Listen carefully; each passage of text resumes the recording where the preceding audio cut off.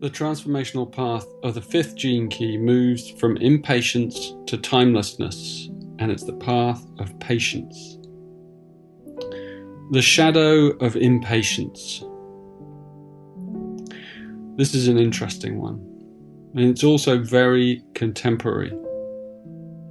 We're becoming a more impatient species, and part of this is due to our pace of life and the technology we have in place that makes everything so fast. And there's not much these days that we have to wait for. If you want something, it's generally there at the click of a button. And if you do go to a culture where things are more primitive, or more simple I should say, then you can have a very deep realization about impatience. Take meals, for example. When we're hungry, we generally just eat. And a lot of the time we even eat when we aren't hungry. And in simpler cultures, many people will eat really only once a day. So you have a lot more time on your hands. And when you go to these simpler cultures, another thing you may see is people sitting around just doing nothing. And it's not that they're lazy, but that their rhythm is different. The drive to earn money really changes a culture. And I'm not saying one thing is good or bad, and I'm not wanting to romanticize the poorer nations and cultures either, but there are things we can learn from each other. And generally, the more time you have to pause and look around you, the more you appreciate life, and the kinder you are. And kindness is linked to patience. Impatience is linked to intolerance. That's the shadow of the fourth gene key, one back in the sequence. And then if we go one gene key forward in the sequence, from the fourth to the fifth to the sixth, we come to the shadow of conflict. So impatience is sandwiched between intolerance and conflict, and that should tell us enough already. Impatience is even seen as a good thing by some. Some speak of it with a kind of pride. But I think that's just mixing or confusing impatience with enthusiasm. And enthusiasm is this kind of unbridled, optimistic, positive energy. And enthusiasm has an innocence to it. It has a freedom to it. But the moment it becomes impatient, the water is immediately muddied. Think about that. You've got a big job ahead of you and your working partner is full of enthusiasm.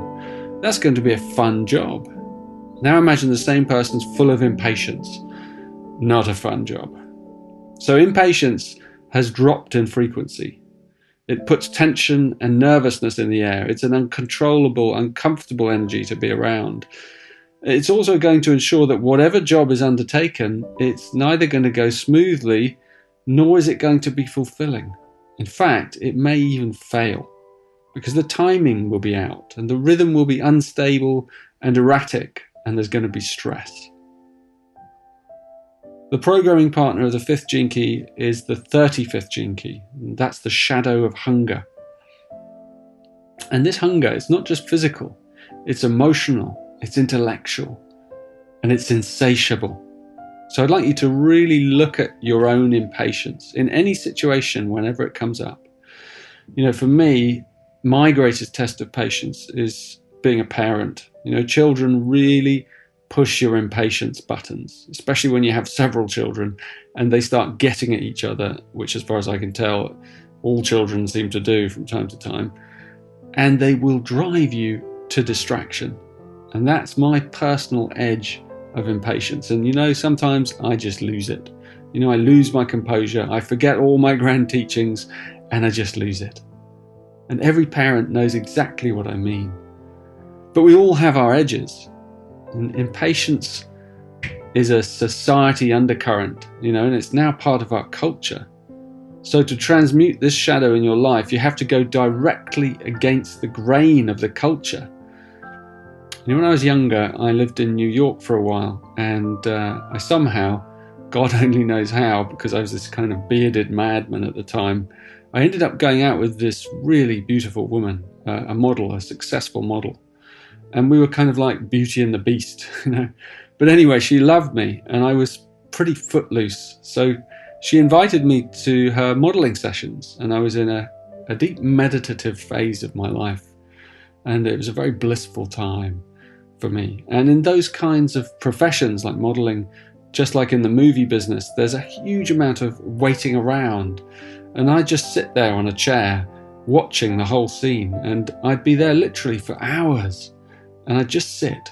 And sometimes I'd close my eyes, sometimes I'd open them. And you know, I created this huge stir. It's weird really when you think about it, because everyone was talking about me. You know, this guy over there, this, you know, the model's boyfriend, you know, and they all chilled out and things went more smoothly around the sets. And I was just happy being there. And that, you know, that energy, that stillness, that's what we now covet as a society. And the more affluent we become, the more we want to get back to these simpler truths. And the dilemma of this shadow is surrender. And this is what impatience is really teaching us, to surrender. Impatience teaches us patience. It's a marvelous thing in that respect. You just have to let go and realize that you're mad, that your mind has gone mad, and that life will flow in the way it wishes to, and that if you fight it, you're only going to create problems and ill health for yourself. So please look at your life and see how deep your impatience is. How much do you let it run your life? And do you feel the joy of surrender? And your awareness of impatience will ultimately help you to let go and surrender into the core of yourself so that you breathe again in depth. And then your life will start to become simple once again, all on its own.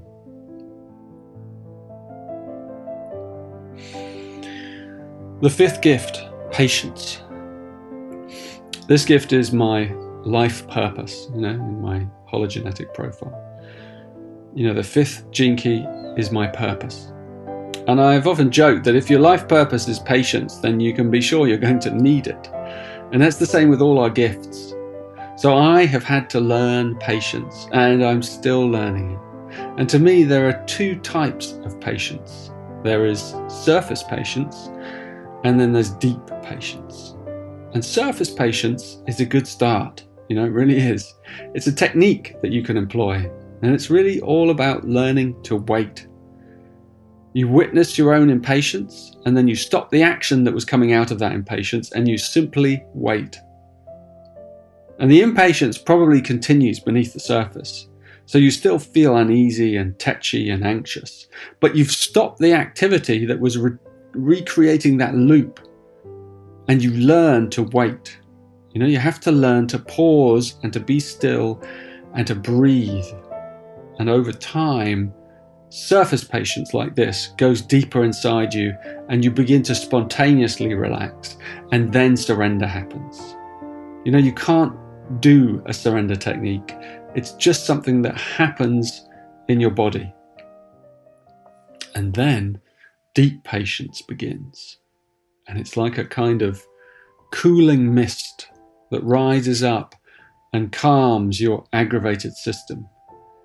It stills the hungry flames, and it moistens your dryness. It settles your spirit. It's watery rather than fiery. And when you learn to contemplate, this is the state that you will discover hiding inside, this deep patience. It's actually fathomless. And the more you catch your impatient, clinging mind, the more you'll find this inner space, and it will begin to open up in you, and you'll find that you can just sit for hours. The other thing about patience is that it is the underlying foundation of love. Now, patience is the way in which the shadow transforms into the gift, so it's fundamental to every aspect of the gene keys. It's the field, the spaciousness, the cauldron in which the dynamic change, the alchemy of life occurs. I'm going to read you a quote now by Bain Saduno, a great world teacher.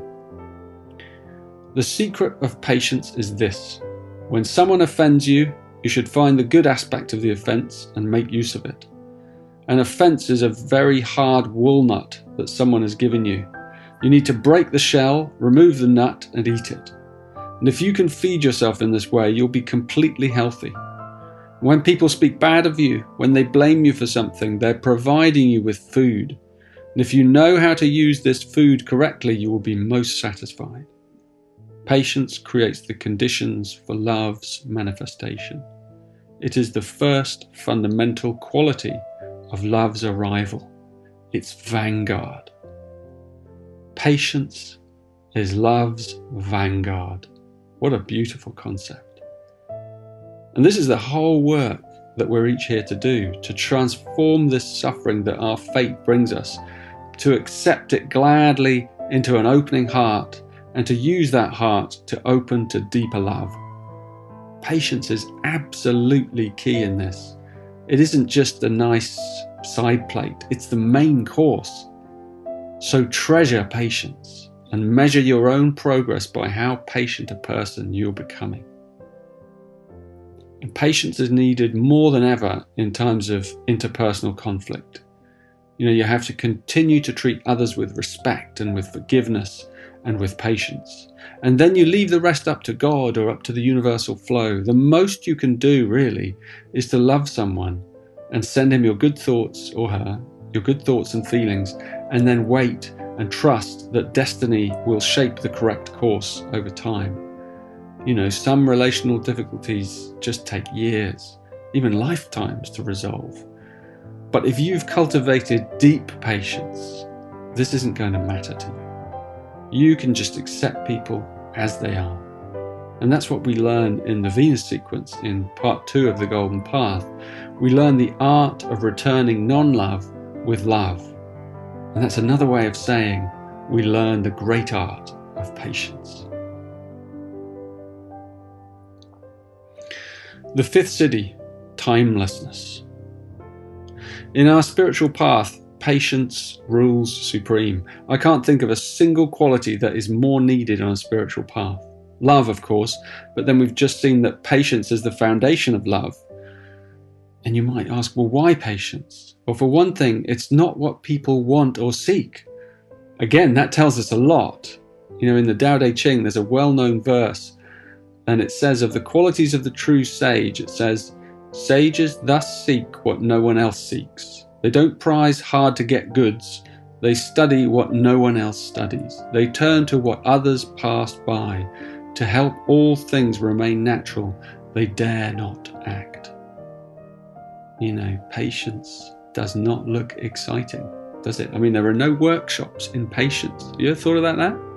Is there anyone out there making money out of patience? I don't think so. But a person with deep patience is capable of everything.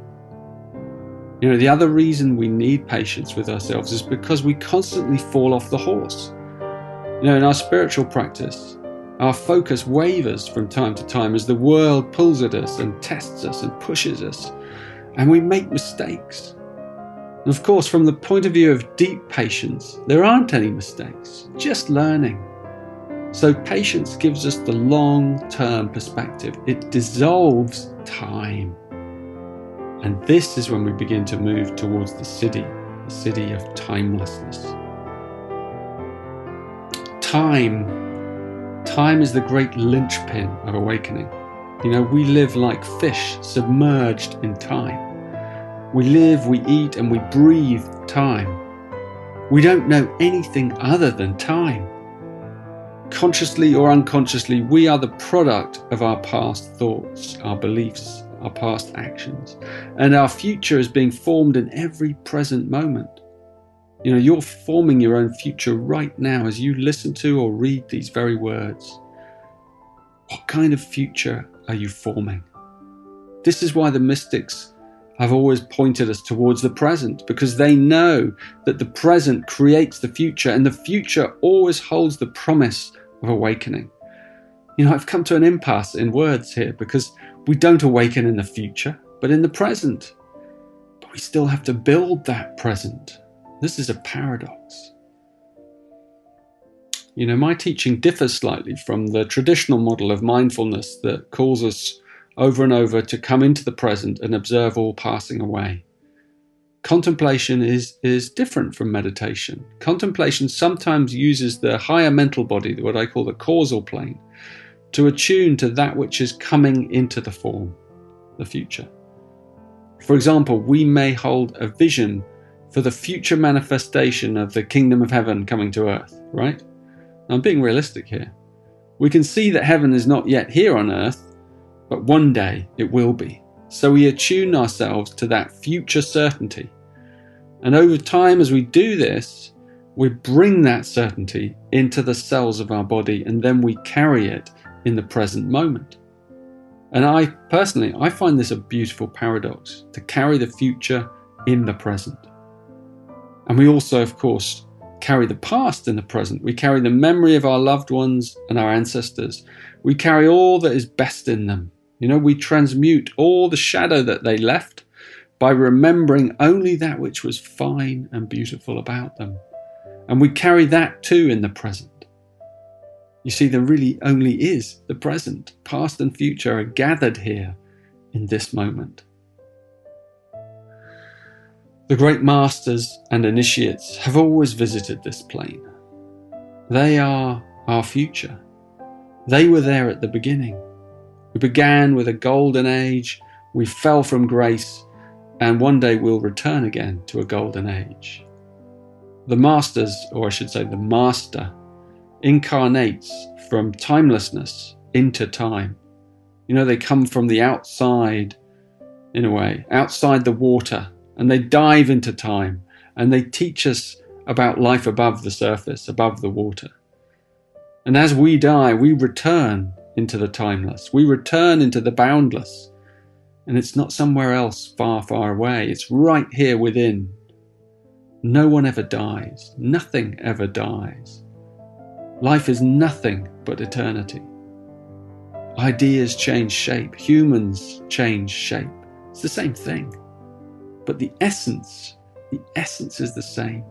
The essence remains always. The one you love has not died. Their essence is within you. They've not gone away to the stars far away.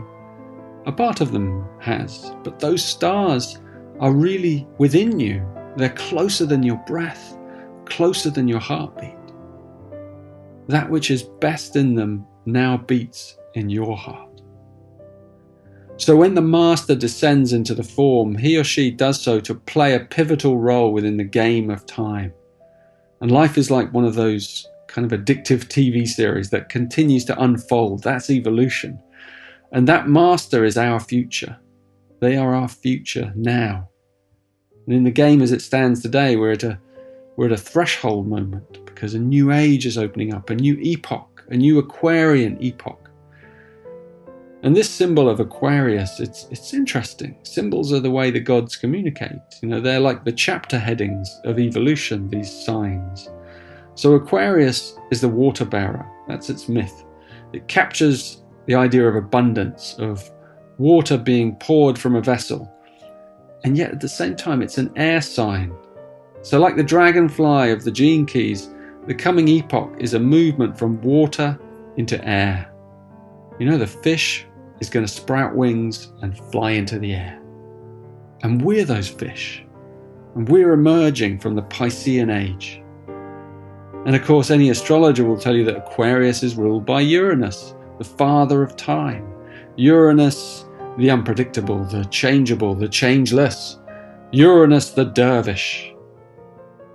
That which will come after will bear very little resemblance to that which we see now. The causal plane is that plane of being that lies beyond logic, beyond science, beyond the objective mind. And all that we hold so dear now, our empirical view of the world, it's all just going to fall away. It has to.